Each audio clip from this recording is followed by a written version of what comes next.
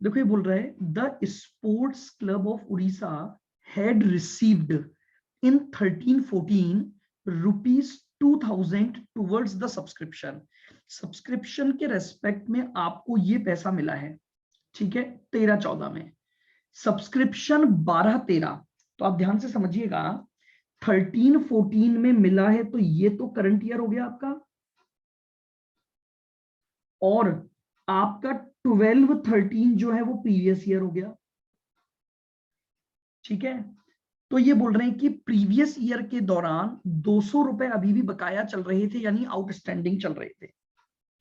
फिर 31 मार्च 13 को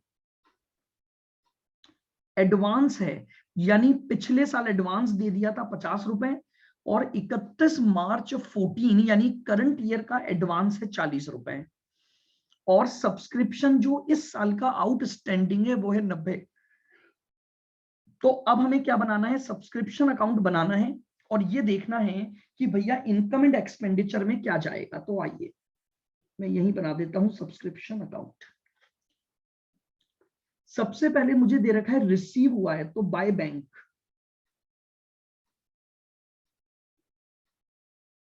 मुझे टोटल जो सब्सक्रिप्शन मिला वो 2000 है, हालांकि मुझे पहले ओपनिंग बैलेंस के लिए जगह छोड़नी थी, कोई बात नहीं। सब्सक्रिप्शन अनपेड था बिगिनिंग में, तो अगर सब्सक्रिप्शन अनपेड या आउटस्टैंडिंग है तो वो मेरी असेट होती है। तो टू बैलेंस ब्रॉट डाउन आ गया 200। अब आपको दे रखा है 31 मार्च 13 पर एडवांस, यानी ओपनिंग बैलेंस ऑफ एडवांस हो गया, तो बाय बैलेंस ब्रॉट डाउन आ गया 50, और टू बैलेंस कैरेट डाउन 40। इसके अलावा करंट ईयर का जो सब्सक्रिप्शन आउटस्टैंडिंग दे रखा है वो आपको दे रखा है 90, तो बाय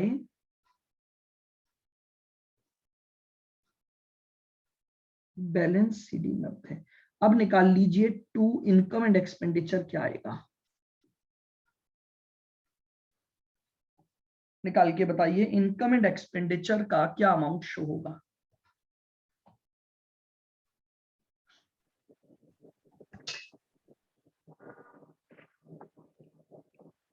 यही तो चढ़ाई थी 1900। 1900 आ जाएगा सर। 1900 हमारा आंसर आ गया। तो थर्ड क्वेश्चन का आंसर हो गया कि जो सब्सक्रिप्शन का अमाउंट इनकम एंड एक्सपेंडिचर में जाएगा वो इनकम एंड एक्सपेंडिचर में शो होगा कितने पर, 1900 पर।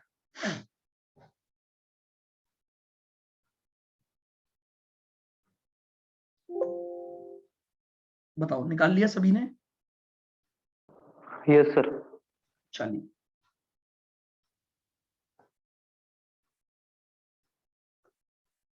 Next illustration number 4। अब इसका आप बना के बताएंगे मुझे।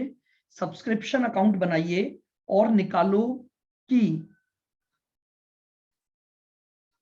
इस बार सब आपको इनकम एंड एक्सपेंडिचर का अमाउंट तो दे रखा है, तो आपको ये निकालना है कि आपका जो सब्सक्रिप्शन इस बार रिसीव हुआ, यानी जो रिसिट एंड पेमेंट में जाएगा, वो अमाउंट आपको इस अकाउंट से निकालना है। तो जल्दी से आप मुझे निकाल कर बताएंगे।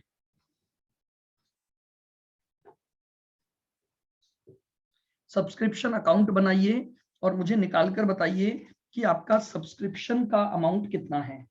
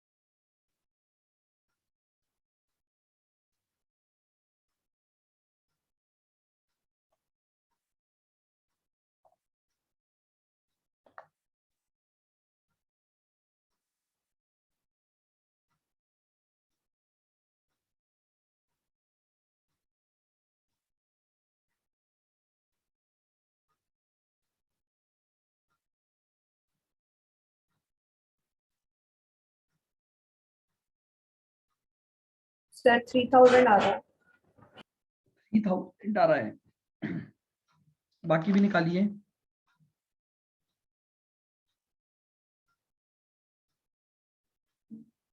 क्योंकि इसने तो 3040 दे रखा है।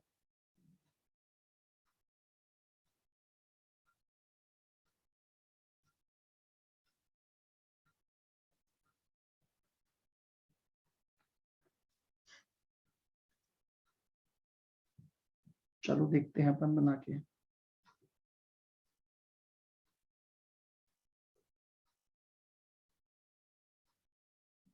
देखो इसने दे रखा है सब्सक्रिप्शन इनकम एंड एक्सपेंडिचर में आ रहा है 3000, तो वो मैं यहां डाल देता हूं टू इनकम एंड एक्सपेंडिचर के नाम से। आगे चलते हैं। अब सब्सक्रिप्शन 2013 जो कि 1 जनवरी 14 पर है अनपेड, उसमें से 200 रुपए आपको को बताइए। आपका अनपेड सब्सक्रिप्शन था 1 जनवरी 14 को 400, तो लीजिए 400 हमारा ये आ गया। सब्सक्रिप्शन पेड इन एडवांस 1 जनवरी को 100, तो ये एडवांस का ओपनिंग बैलेंस हो गया 100। क्लोजिंग बैलेंस ऑफ एडवांस हो गया 80, और सब्सक्रिप्शन फॉर 13 का अनपेड। तो देखिएगा यहां पर एक पॉइंट है अब आपके पास, सुनना। ये जो 31/12/14 का अनपेड है ये केवल 13 का है। और आप इधर देखिएगा आपके पास यहां देखना 400 रुपए का ओपनिंग आउटस्टैंडिंग था जिसमें से आपको केवल 200 मिले। तो बताओ क्या इसमें से भी 200 आउटस्टैंडिंग रह गए होंगे कि नहीं रह गए होंगे आपके? Yes sir. और इस साल के 140 और आउटस्टैंडिंग है, तो टोटल आउटस्टैंडिंग कितना आ गया आपका? 200 प्लस 140। ये पॉइंट समझने वाला था बस, इसमें वापस से देख लेना। देखो ये है ना, एक तो ईयर गड़बड़ कर दिया इसने। सब्सक्रिप्शन फॉर ये 2014 है आपका। सुनना, ये बोलना चाह रहा है केवल और केवल ये जो आउटस्टैंडिंग है ना ये 14 वाले ईयर का है, ये पूरा आउटस्टैंडिंग नहीं है। ये केवल 14 का आउटस्टैंडिंग है 140। और पिछले साल 2013 में 400 का आउटस्टैंडिंग था जिसमें से आपको 200 ही रिसीव हुए। तो इसका मतलब ये हुआ कि बचे हुए 200 अभी भी क्या हो गए? बचे हुए 200 अभी भी क्या हो गए? आउटस्टैंडिंग हो गया। आउटस्टैंडिंग। तो यानी टोटल आउटस्टैंडिंग 340। अब निकाल लो बैलेंसिंग फिगर क्या आ रहा है। इन दोनों को ऐड करके लिखना पड़ेगा क्या सर? बिल्कुल। मुझे एक बात बताओ, अपन ये देख रहे हैं ना ईयर एंड तक कितना आउटस्टैंडिंग बाकी है। तो यही गलत हो गया, यही लाइन नहीं समझ में आई। अब आ जाएगा 3040। हाँ 3040, बिल्कुल कोई बात। इसीलिए तो अपन क्वेश्चन करेंगे तो वो चीजें क्लियर होती हैं। अब मैं आपको आज एक बहुत बढ़िया बात बताता हूँ सब्सक्रिप्शन की। ये हो गया पहले सबका? Yes sir. अब आज है ना एक रामबाण दवा दे रहा हूं मैं आपको सब्सक्रिप्शन के लिए। देखो एक तो है ना सब्सक्रिप्शन का आउटस्टैंडिंग दिया जाता है फॉर द ईयर के हिसाब से, यानी उस पर्टिकुलर ईयर। और एक होता है आउटस्टैंडिंग एज ऑन।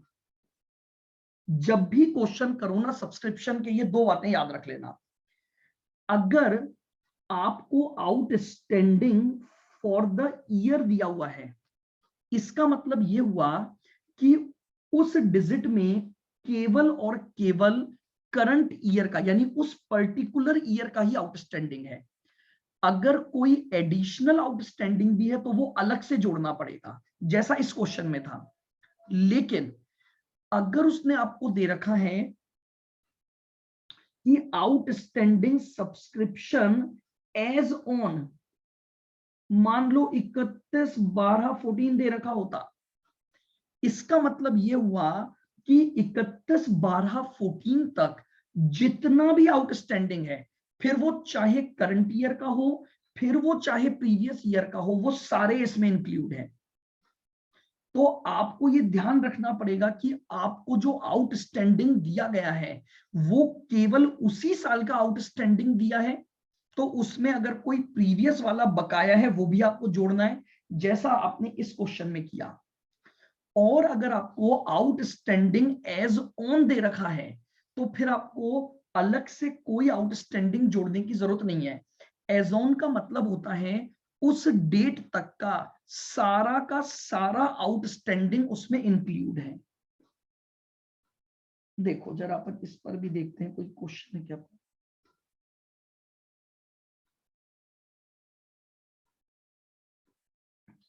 चलिए अब आप एक काम करेंगे, फिफ्थ इलस्ट्रेशन का सब्सक्रिप्शन अकाउंट बनाइए और निकालिए कि इनकम एंड एक्सपेंडिचर में आपका क्या अमाउंट जाएगा। बनाइए, फिर मैं वापस डिस्कस करूंगा। आराम से 2 मिनट का टाइम लें और करें।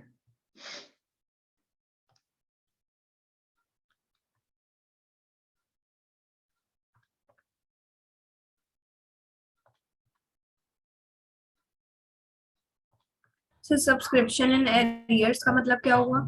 Subscription in arrears, in arrear से, अरियर का मतलब तो होता है आउटस्टैंडिंग। अब आप ये देखो फॉर द ईयर है या ऑन है? एस ऑन है। यानी इसका मतलब ये हुआ कि ये 31 मार्च 14 तक का सारा आउटस्टैंडिंग होगा, ये कोई सा भी हो आपके पास। तो यानी अगर मैं 31 मार्च 14 की बात कर रहा हूं तो ये करंट ईयर का ओपनिंग बैलेंस हो गया। Yes sir. बिल्कुल करो।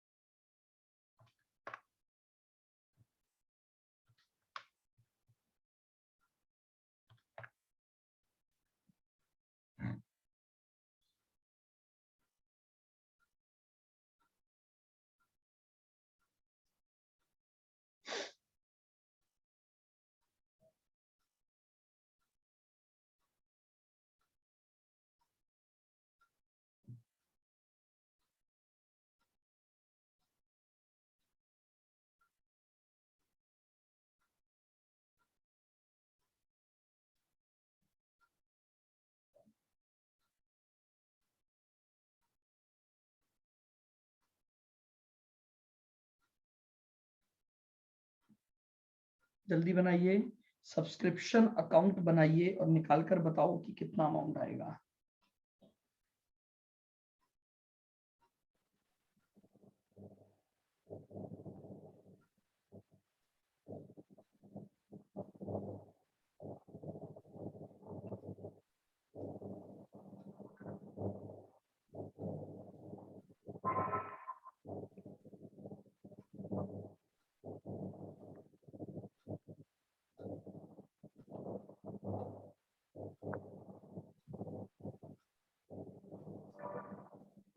बताइए भाई जल्दी। नहीं,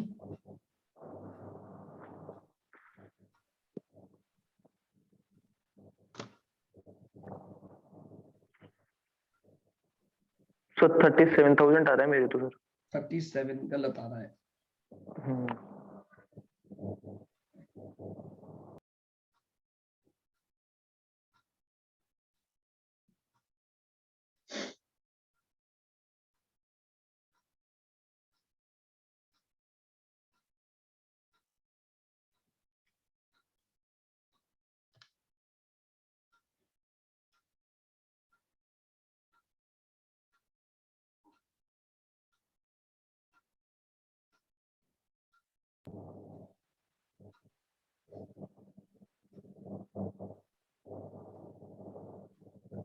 देखो अकाउंट बनाते हैं। देखो ये बोल रहा है आपका करंट ईयर है 31 मार्च 15, इसका मतलब 14-15 आपका करंट ईयर हो गया। अब आपको दे रखा है 31 मार्च 14 पर सब्सक्रिप्शन आउटस्टैंडिंग, तो ये ओपनिंग बैलेंस ऑफ आउटस्टैंडिंग हो गया 1500। आ जाइए, सब्सक्रिप्शन रिसीव्ड इन एडवांस 31 मार्च 14, यानी ये एडवांस का ओपनिंग बैलेंस हो गया 1000। टोटल सब्सक्रिप्शन आपको रिसीव हुआ है 40, तो वो एज इट इज लिख दो। अब ये बोल रहा है इसमें 1000 तो वो है जो 13-14 का था, यानी इसका मतलब ये हुआ इस 1500 में से मुझे 1500 1000 में से मिल 1000 चुके। मिल गए, चलो 500 रह गए, बिल्कुल। और 1000 अब का है 1500 वो है जो 15-16 के हैं, तो यानी जो क्लोजिंग बैलेंस हो गया। बिल्कुल एडवांस आ गया, लेकिन वो एडवांस कब का है? करंट ईयर का।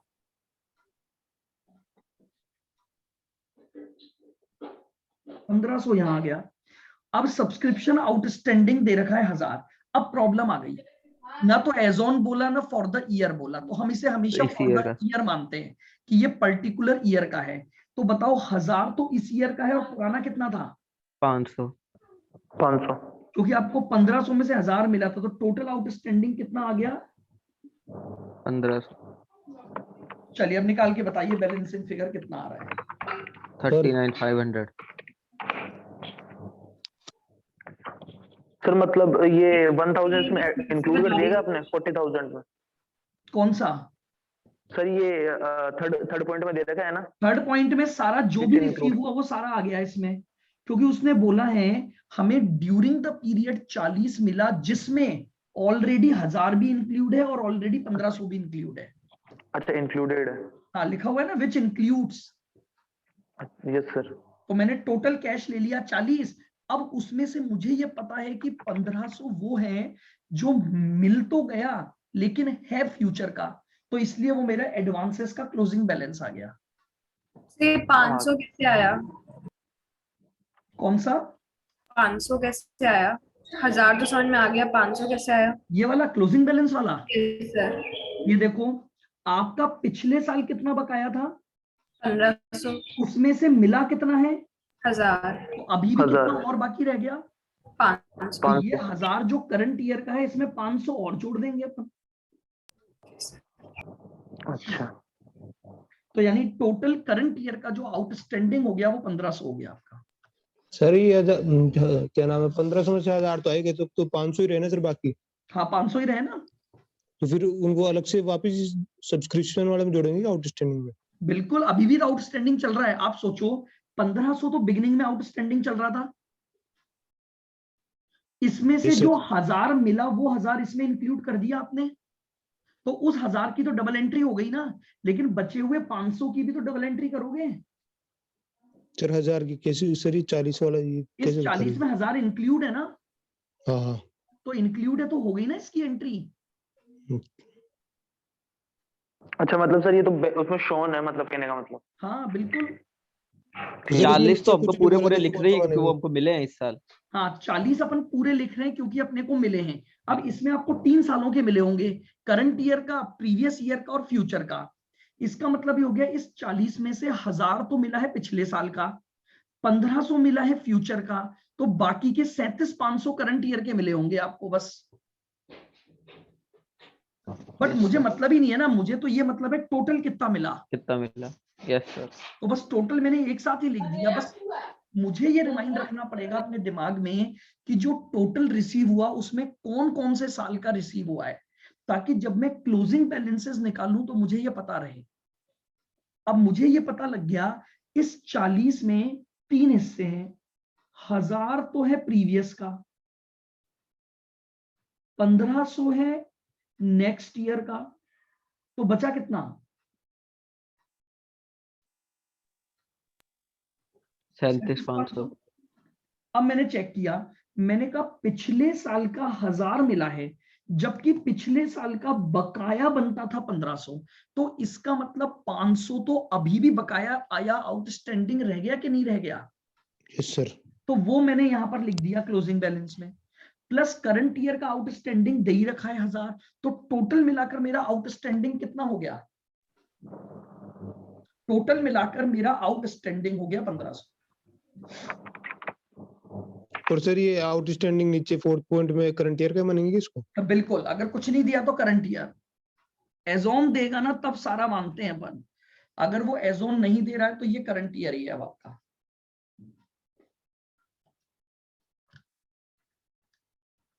ठीक है, और बताइए।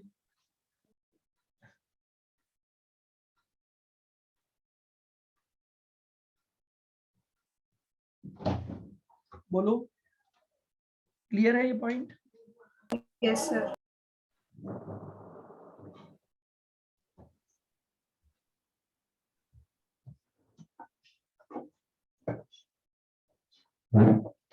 चलिए,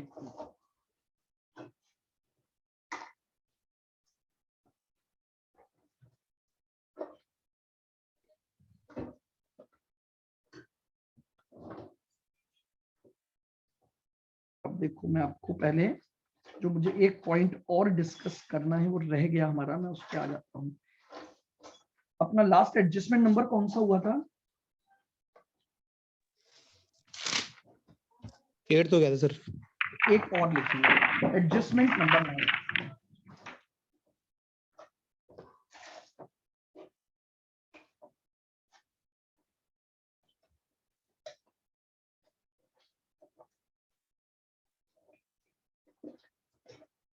एडजस्टमेंट नंबर 9 है फंड अकाउंटिंग।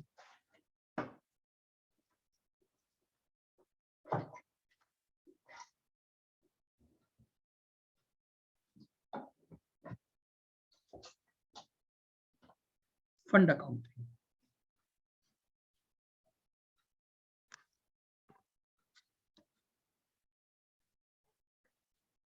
देखिएगा, कई बार क्या होता है कि हमारे जो एनपीओज होते हैं वो कई तरह के स्पेसिफिक इवेंट्स को करने के लिए फंड्स मेंटेन करते हैं। बात को बिल्कुल धीरे धीरे और आराम से सुनना। ये मान लीजिए क्या है, एक एनपीओ है,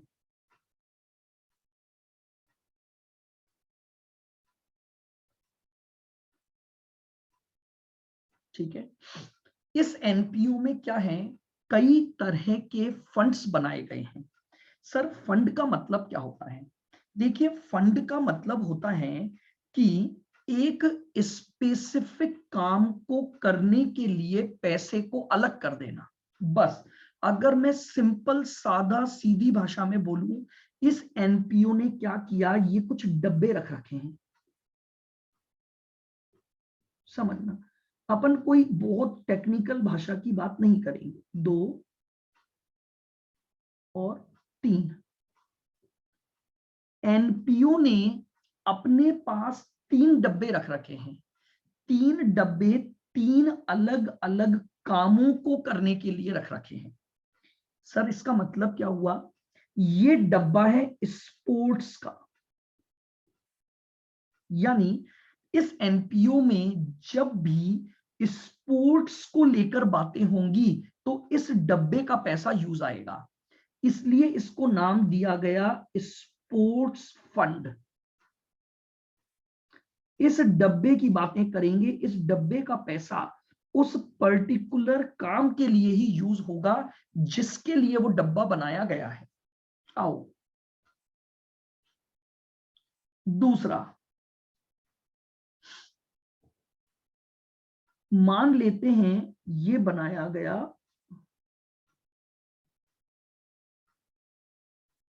बिल्डिंग के लिए फंड। ये जो डब्बा है ये बिल्डिंग का फंड है। इस डब्बे से रिलेटेड बिल्डिंग से रिलेटेड काम होगा, यहां स्पोर्ट्स से रिलेटेड काम होगा। ठीक है, एक बार को अभी अपन 2 डब्बों पर बात करते हैं। तो फंड अकाउंटिंग का मतलब है जब एक एनपीओ किसी स्पेसिफिक काम के लिए, किसी स्पेसिफिक पर्पस के लिए अगर कुछ फंड को अलग से मेंटेन करता है तो उस अकाउंटिंग को हम बोलते हैं फंड अकाउंटिंग। उस अकाउंटिंग को हम क्या बोलते हैं? Fund accounting. अब इस फंड अकाउंटिंग के रेस्पेक्ट में कुछ बातें हैं जो आपको ध्यान से समझनी है। देखिएगा, point number 1,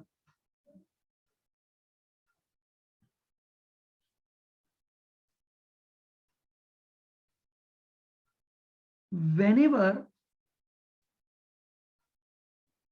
donation received for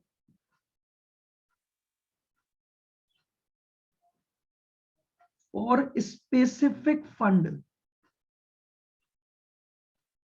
then added to fund balance. बहुत सीधी सी बात है भैया। मैंने तनीषा को बोला या तनीषा ने मुझे बोला कि सर जी मैं ये जो आपको पैसे दे रही हूं ये पैसा केवल और केवल स्पोर्ट्स के लिए ही काम में लोगे। बताओ क्या उस पैसे को बिल्डिंग वाले डब्बे में डाल दूं मैं? नहीं सर। No sir. नहीं डाल सकता। क्यों? क्योंकि तनीषा ने क्या बोल दिया, ये पैसा कहां काम में लोगे? स्पोर्ट्स के लिए। केवल और केवल स्पोर्ट्स के लिए काम में लोगे। प्रियांशु ने बोला मैं आपको 1 लाख रुपए दे रहा हूं, लेकिन इस 1 लाख से यहां पर एक कमरा बनवाओगे इस बिल्डिंग में, और उस कमरे के बाहर क्या करना, लिख देना सप्रेम भेंट बाय प्रियांशु। बताओ क्या उस पैसे को स्पोर्ट्स में काम में ले लूं? नहीं सर। नहीं ले सकता। तो रूल नंबर 1, मैंने अगर किसी भी पर्टिकुलर पर्पस के लिए कोई फंड बनाया है और मुझे उसी स्पेसिफिक फंड के लिए डोनेशन मिल रही है, भाई क्या करो, इमीडिएटली उस फंड का बैलेंस उस डब्बे में डाल दो।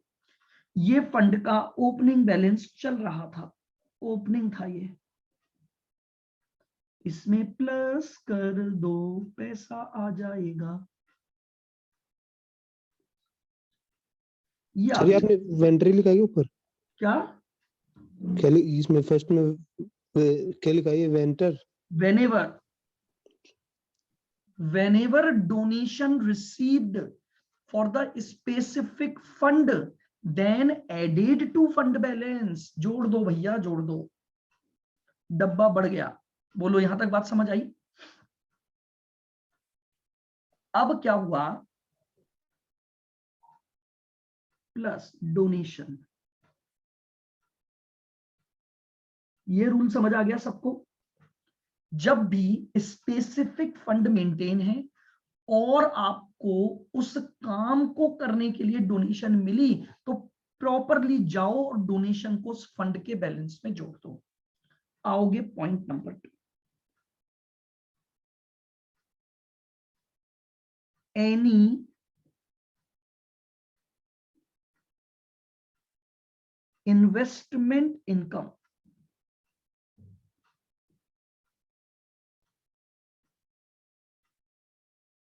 through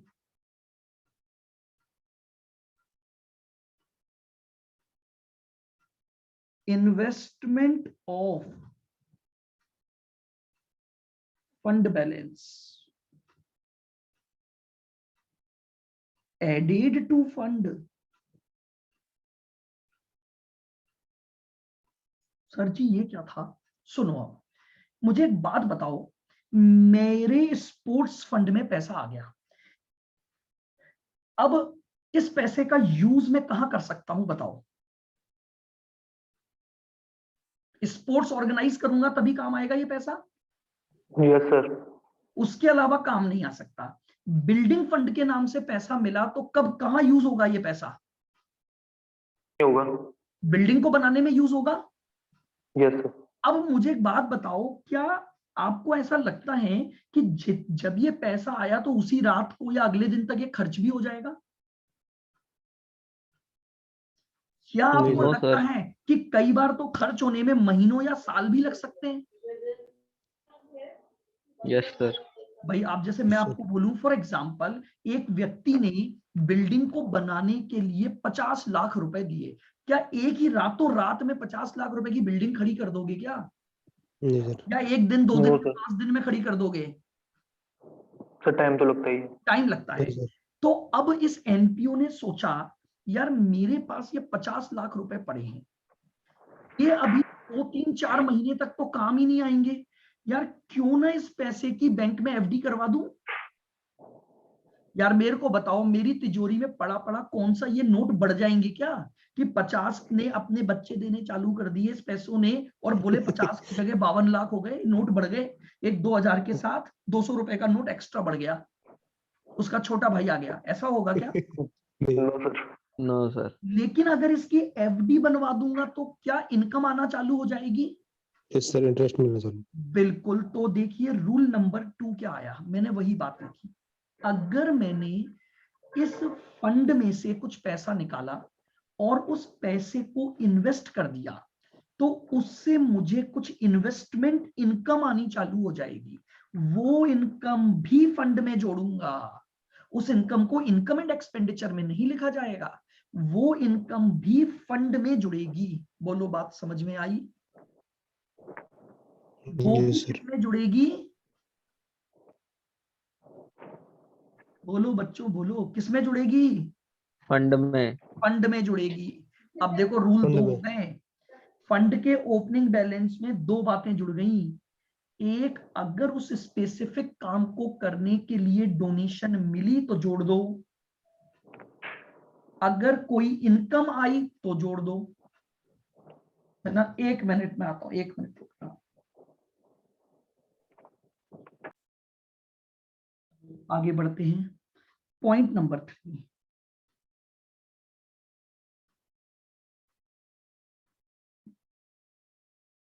when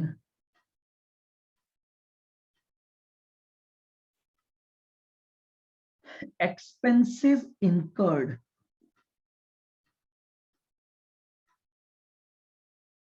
for that specific purpose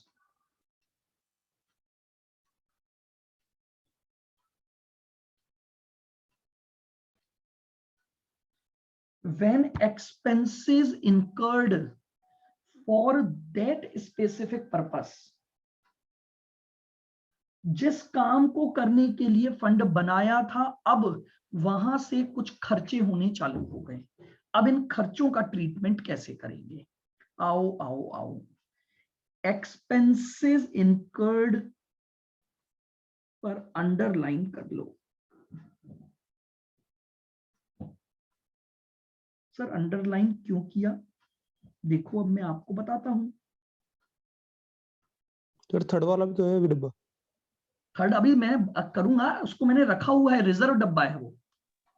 अभी अपन उस डब्बे पर चर्चा नहीं कर रहे, जरूरत नहीं पड़ेगी तो हटा देंगे। अगर मैं सारी बातें यही बता दूंगा तो कोई बात नहीं। आ जाओ। अब मैंने क्या किया, खर्चा करना चालू किया। अब मैं जब खर्चे करूंगा तो जानते हो खर्चे 2 तरह के हो सकते हैं, एक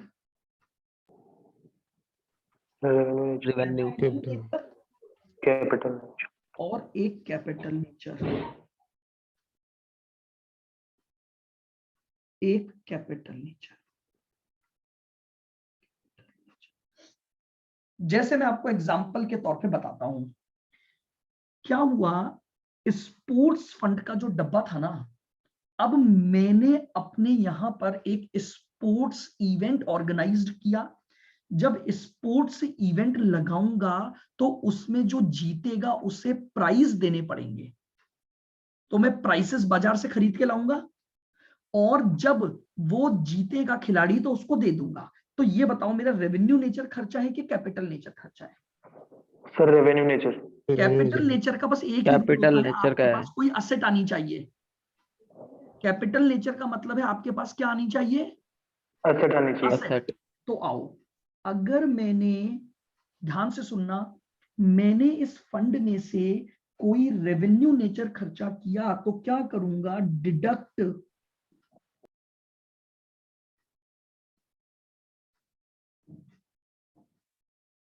एक्सपेंस फ्रॉम फंड बैलेंस। जितना खर्चा करोगे उस फंड में से बैलेंस डिडक्ट कर दो। आई बात समझ में? अब डिडक्ट करने के बाद अब अगर पॉजिटिव बैलेंस बच रहा है या नेगेटिव हो गया, पूरा मैं लिख रहा हूं। सर इनकर्ड का मतलब क्या है? क्या बोल रहे हो? इनकर्ड। इनकर्ड मतलब खर्च करना। ठीक है, ठीक है सर। पॉजिटिव बचा तो बैलेंस शीट में दिखा दो, नेगेटिव आया तो इनकम एंड एक्सपेंडिचर में ले जाओ। ये मैंने एक बात पूरी लिख दी, अभी समझाऊंगा मैं, लेकिन मैंने एक बात पूरी लिख दी है। अगर मैंने उस फंड में जो पैसा आया था, अगर उस फंड के पैसे में से रेवेन्यू नेचर का खर्चा किया, रेवेन्यू नेचर का जो खर्चा किया उससे फंड के बैलेंस में से डिडक्ट करोगे, बिल्कुल ठीक। अब डिडक्ट करने के बाद एक बैलेंस बचेगा। अगर वो बैलेंस अभी भी पॉजिटिव बचा, मेरे पॉजिटिव का मतलब समझो, मान लो मेरे पास ओपनिंग बैलेंस था 80, मैंने उसमें डोनेशन जोड़ी 80, मैंने उसमें इनकम जोड़ी 5000।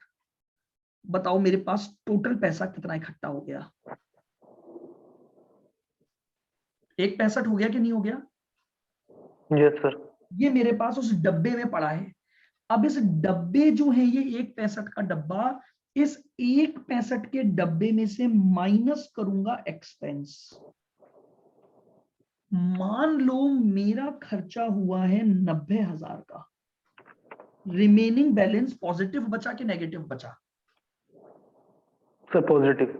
यानी 1.65 में से माइनस कर दो 90, तो ये जो 75,000। 70,000 बचा, इसे बैलेंस शीट में अभी भी दिखाऊंगा, क्योंकि फंड बैलेंस वही चल रहा होगा, इसे बैलेंस शीट में दिखाऊंगा। लेकिन अगर घटना कुछ ऐसी हुई, 1.65 का बैलेंस था, 1.75 खर्च हो गया, 1.65 का बैलेंस था, खर्चा 1.75 हो गया, जो डिफरेंस बचा, बैलेंस बचा, वो 10,000 नेगेटिव। नेगेटिव। अब आप सोच के देखो, 1.65 में से तो 1.75 खर्च नहीं कर सकते ना आप। No sir. इसका मतलब 10,000 रुपए आपने अपने बिजनेस में, आपके एनपीओ को कोई और डोनेशन वगैरह मिली होगी जो इस फंड के लिए नहीं थी, लेकिन आपने यूज यहां ले ली। कर सकता हूं ना ऐसा? तो समझो, फंड की डोनेशन कहीं और नहीं जा सकती, बट कहीं और की जो जनरल डोनेशन है वो तो कहीं भी खर्च कर सकता हूं। Yes sir. इसलिए इस खर्चे को अब इनकम एंड एक्सपेंडिचर में दिखाऊंगा। ये पूरा ट्रीटमेंट है अगर किया गया खर्चा रेवेन्यू नेचर का है। वापस से एक बार पूरी बात सुन लेना। सबसे पहले फंड का ओपनिंग बैलेंस लिया, उस फंड में जो डोनेशन आई वो प्लस कर दी, उस फंड के पैसे को इन्वेस्ट करके जो इनकम कमाई वो प्लस कर दी, माइनस करूंगा अगर रेवेन्यू नेचर का खर्चा किया है, माइनस करूंगा अगर रेवेन्यू नेचर का खर्चा किया है। अब देखूंगा कि अब मेरे फंड की पोजीशन क्या है। अगर अभी भी मेरे फंड में कुछ पॉजिटिव बैलेंस बचा है, अभी भी मेरे फंड में कुछ पॉजिटिव बैलेंस बचा है, उस पॉजिटिव बैलेंस को अब बैलेंस शीट में दिखा दो, उस पॉजिटिव बैलेंस को बैलेंस शीट में दिखा दो। Okay sir. और अगर वो पैसा नेगेटिव बचा है, और अगर वो पैसा नेगेटिव बचा है, तो नेगेटिव बचे हुए पैसे को इनकम एंड एक्सपेंडिचर में दिखा दो। नेगेटिव बचे हुए पैसे को इनकम एंड एक्सपेंडिचर में दिखा दो। क्या ये पूरा ट्रीटमेंट समझ आ गया? Yes sir. Sir scroll down कर दीजिए। हाँ जी बिल्कुल, लो जी, ये लो। सर पॉजिटिव बच जाएगा तो उसको उसमें दिखा देंगे ना वापस? बैलेंस शीट में, क्योंकि ये फंड बैलेंस शीट में ही चलते हैं सारे। तो अभी भी अगर पॉजिटिव बच गया तो वही फंड बैलेंस शीट में उसी नाम से आ जाएगा, स्पोर्ट्स फंड के नाम से। नेगेटिव हुआ तो बैलेंस शीट में तो कुछ जा ही नहीं सकता, क्योंकि फंड बचा ही नहीं मेरे पास, डब्बा ही गया। गुल्लक थी, तोड़ दी, पैसे निकाले, खर्च हो गए।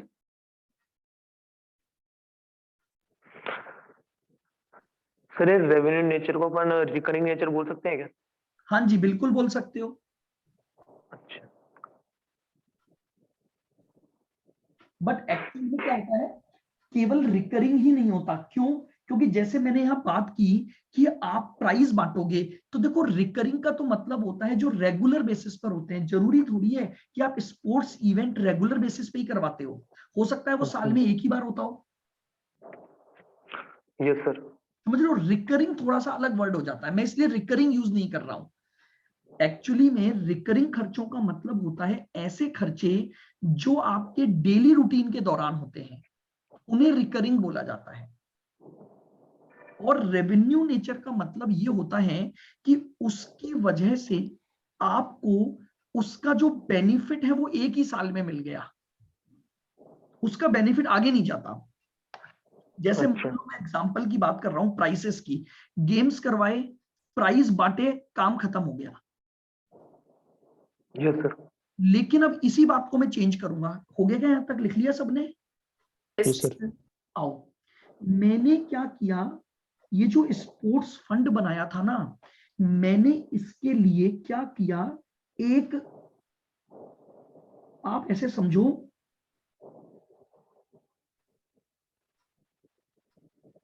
स्पोर्ट्स फील्ड बनाया, या स्पोर्ट्स के लिए एक बिल्डिंग बना दी है, 4-5 रूम बना दिए। क्या मैंने एक असेट क्रिएट कर ली? Yes sir. Yes sir. Particular sports, कई स्पोर्ट्स होते हैं ना जो इंडोर होते हैं, जैसे बैडमिंटन हो गया, इंडोर होता है यस सर। ना। और भी आपने कई ऐसे स्पोर्ट्स होते हैं जो इंडोर बैठे के खेले जाते हैं। तो आपने क्या किया, एक स्पेस क्रिएट कर दी। अब मुझे बताओ, जब आपने वो कैपिटल नेचर खर्चा किया, तो क्या आपकी बुक्स में कोई असेट क्रिएट हो गई क्या? Yes sir. अब क्या ट्रीटमेंट होगा, सुनना। Do not adjust out of fund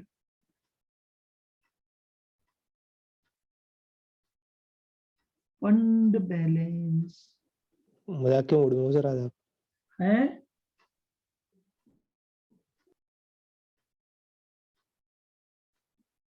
fund balance will be shown as liability, और जो असेट क्रिएट हुई है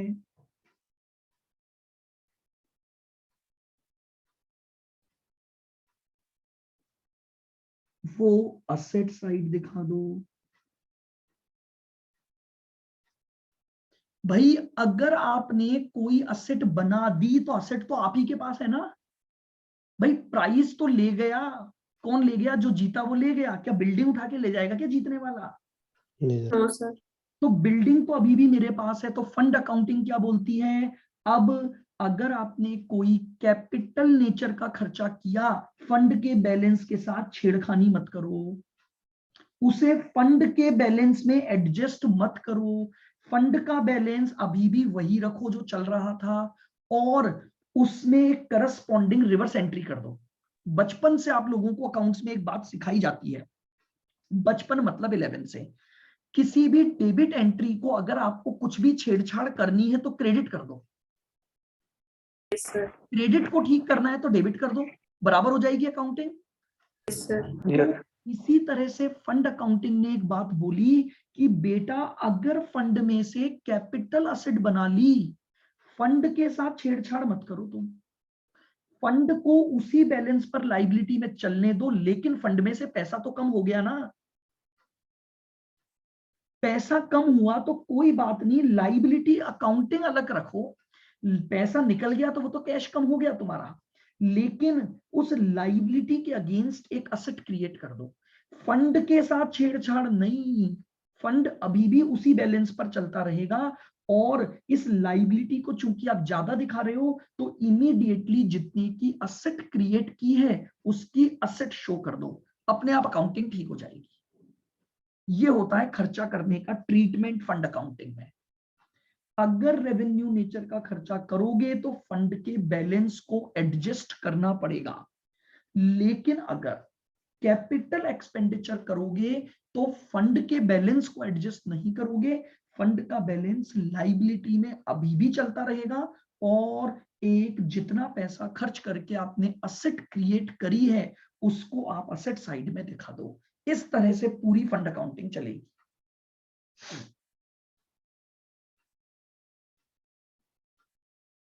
देख लो, सारी बातें समझ लो, 3 ही पॉइंट है बस ये फंड अकाउंटिंग में। जैसे ही डोनेशन मिले फंड का बैलेंस बढ़ा दो, जैसे ही कोई इन्वेस्टमेंट इनकम कमाओ फंड का बैलेंस बढ़ा दो।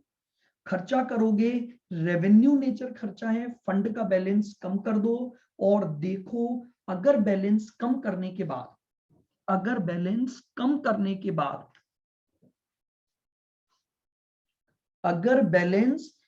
करने के बाद आपके पास पॉजिटिव बचता है तो कहां दिखा दो?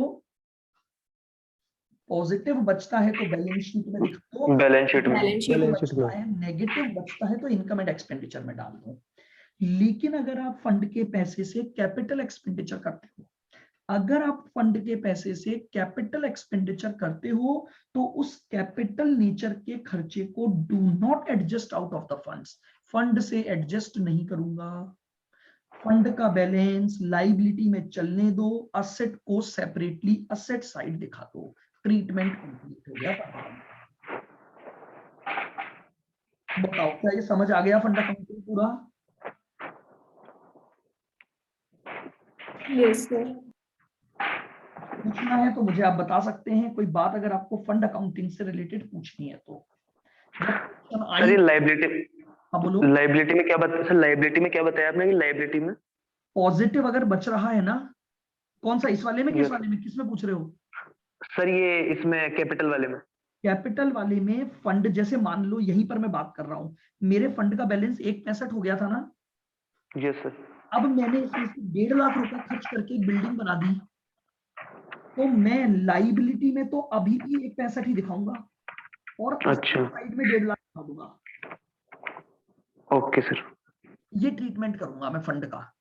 लाइबिलिटी में तो अभी भी 1.65, बट उसके करस्पॉन्डिंग असेट क्रिएट कर दी मैंने 1.5 लाख की। 1.5 लाख। बस ये ट्रीटमेंट होगा।